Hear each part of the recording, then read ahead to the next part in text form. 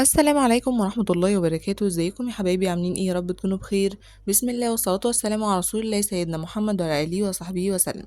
النهارده جايين لكم فيديو جديد من قناتكم يلا بينا نلف الدنيا. وهنلف فين النهارده؟ بإذن الله هناخد جولة في شارع 6 أكتوبر، طبعا الشارع الرئيسي والمؤدي لشواطئ النخيل. هنتفرج بإذن الله على الشارع والمحلات الموجودة فيه، مطاعم، الكافتريات، وعن المواصلات والطريق ورأيي في شاطئ النخيل. يا ريت ما ننساش اللايك والشير والاشتراك في القناة ونفعل زر الجرس على الكل عشان يوصلكوا كل جديد، واكتبوا لنا تحت في الكومنتس حابين فيديوهات عن ايه تاني. بس كده ويلا بينا نبدأ الفيديو بتاعنا.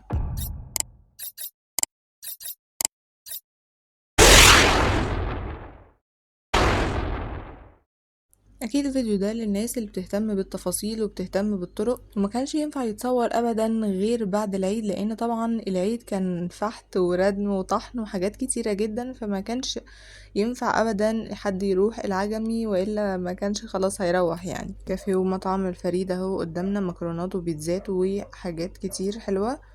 وده كده الطريق واحنا راجعين من شواطئ النخيل، مش واحنا رايحين. الشارع كامل بإذن الله، يعني بتاع 7 10 دقايق بالكتير قوي الواحد يكون وصل لشواطئ النخيل من برا من الشارع الرئيسي. اولا حابه اتكلم عن العجمي بصفه عامه، ان هي بقت حاجه متطوره جدا، اكيد مش في كل المناطق ولكن مناطق كتير جدا بقت يعني متطوره وبقت اكثر شعبيه. بقى الناس يعني يحبوا ان هم يروحوا العجمي او ينزلوا في العجمي على طول مباشره، وهي دي بالنسبة لهم اسكندرية. وده طبعا بالإضافة للفئة التانية اللي بتكون ماسكة شارع خالد بن الوليد وبتنزل جنبه أو قريب منه، بحيث إن هي تبقى قريبة برضو من خالد بن الوليد وكل الحاجات. وعموما اللي بينزل في العجمي أو بينزل في خالد بن الوليد فهو كده كده لازم بيركب علشان ينزل يتفسح في اسكندرية ويشوف المتنزهات المختلفة ويشوف الشواطئ وغيره. طبعا المحلات قدامنا مختلفة نتفرج عليها واحدة واحدة، عصائر وهريسة وغيره، مطاعم أسماك ومطاعم فول وفلافل ومحلات مختلفة، الماركتس بقى وغيره، يعني ملابس، كل حاجة ما شاء الله متوفرة في الشارع ده. فالإنسان لو نزل إن شاء الله كل حاجة تكون قريبة منه، والخدمات كلها متوفرة وجنب بعض. أما بالنسبة لنقطة مهمة وهي نقطة الشقق، الإيجار المصيفي يعني، وده ناس كتير طبعا بتدور عليها،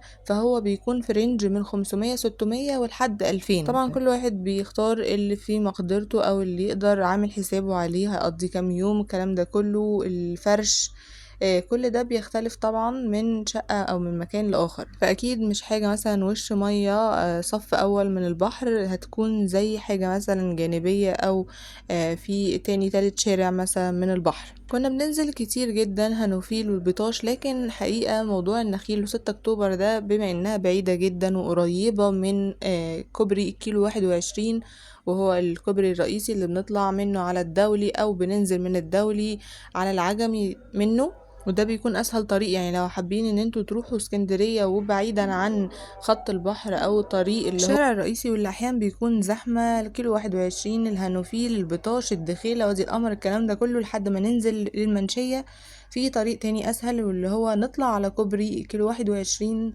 ونمشي مع العلامات المؤدية لحد ما نوصل عند الموقف الجديد محرم بيك، وبعد كده ننزل على قناة السويس ومنه نكون وصلنا للشاطبي وطريق البحر بقى والكورنيش معانا كله. فدول الطريقين علشان لو حد هيجي بعربية او حاجة. نرجع لكلامنا بقى، وان 6 اكتوبر كانت معروف عنها من حوالي مش عارفة 5 7 سنين ان المية كانت بتكون فيها بصعوبة شديدة، وبتكون مثلا ممكن مقطوعة يومين 3. ده طبعا بالاضافة للحوادث الكتير اللي بتحصل بسبب شواطئ النخيل والسحب اللي فيها، كان اسمهم شاطئ الموت او شاطئ الغرق، يعني اللي هو حاجة مش مبشرة خالص ان اي حد ينزل. ولكن دلوقتي بعد ما جينا النهاردة الحمد لله ما شاء الله ما لقيتش اي حاجة خالص من الحاجات اللي كانت موجودة قبل كده. سألنا كمان على المية ولقينا ان هي بتقطع عادي في المعتاد، يعني مثلا ممكن مرة في الشهر، مرة كل شهرين، يعني عادي في المعتاد اللي بيحصل. وبالنسبة للشواطئ زي ما صورت لكم فيديو هسيبه لكم بإذن الله في الديسكريبشن بوكس أو صندوق الوصف وفي التعليقات. والحقيقة والحق يقال ان الانقاذ على الشاطئ كان على قدم وساق. هو بصراحة الناس هي اللي كان شوية فيهم يعني مكبرين دماغهم او يعني مش في دماغهم، ولكن الناس المسؤولة عن الإنقاذ كانت فعلا يعني مركزة جدا ومتأهبة لأي موقف. كمان كان موجود الجيت سكي أو الجيت سكاي أو جيت سكاي زي ما بتسموه أيا يكن، المهم علشان يكون متوفر حاجة سريعة إن هما برضو يوصلوا للحد اللي هيشوفوه لا قدر الله بيغرق. وطبعا في حواجز اتعملت علشان منع للسحب والكلام ده كله. في ناس طبعا بالنسبة لهم المصيف يعني نجيب الصب بتاعنا ونشغل بقى أغاني زي ما احنا عاوزين بعلو الصوت، مش مشكلة أي حد تاني قاعد جنبهم. فدي بصراحة حاجة كانت مستفزة شوية. بالإضافة إن كان في شباب طبعا ما بيحافظش على إن هو اللبس الشرعي اللي بيكون من السرة لحد الركبة، ويفضل طبعا يكون في تيشرتات من فوق او حاجه، لا هما مش بيحافظوا على كده برضو. على قد ما الواحد بيحب المصايف او بيحب الاجواء دي، الا انه بيحاول ان هو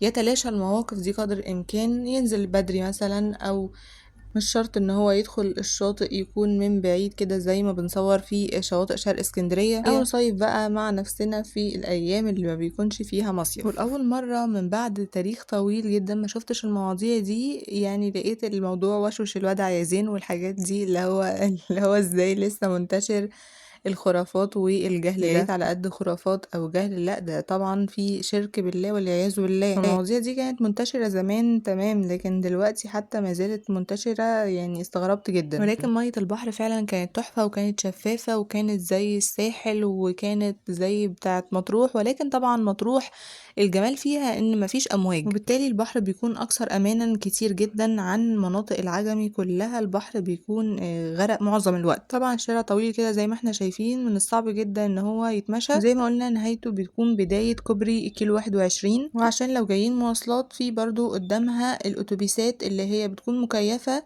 قدام كوبري كيلو 21، ان هي بتنزل للمنظرة وبتروح الشاطبي واي حتة على الكورنيش من اول الشاطبي ونزولا للمنظرة. تقدروا تنزلوا قدام بوابات المنتزه مباشرة او لحد الجامع البحري اللي هو بيكون بداية شارع جمال عبد الناصر. بالنسبة للناس اللي بتسألني عن وجود ATM، اكيد طبعا في الشارع موجود اكتر من واحدة ATM علشان الفيز والكلام ده كله. ادي كوبري كيلو 21 قدامنا اهو بدايته.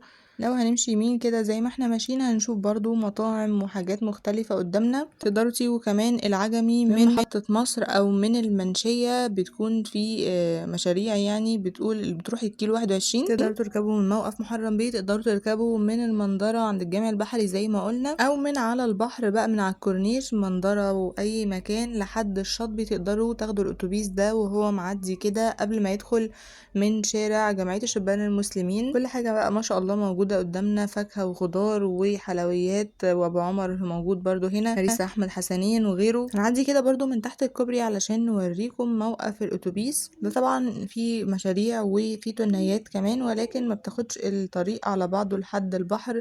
يعني ممكن في مشروع ينزلكم لحد الشاطبي بس، في مشروع تاني يقول لحد منشية بس، في مشروع تاني او تنية يقولوا البطاش او الهنوفيل كده. يعني كمان قدامنا مبرة النخيل في المكان ده علشان لا قدر الله اي حاجة تحصل. بس كده ده كان الفيديو بتاعنا النهاردة. دمتم في رعاية الله وحفظه، والسلام عليكم ورحمة الله وبركاته.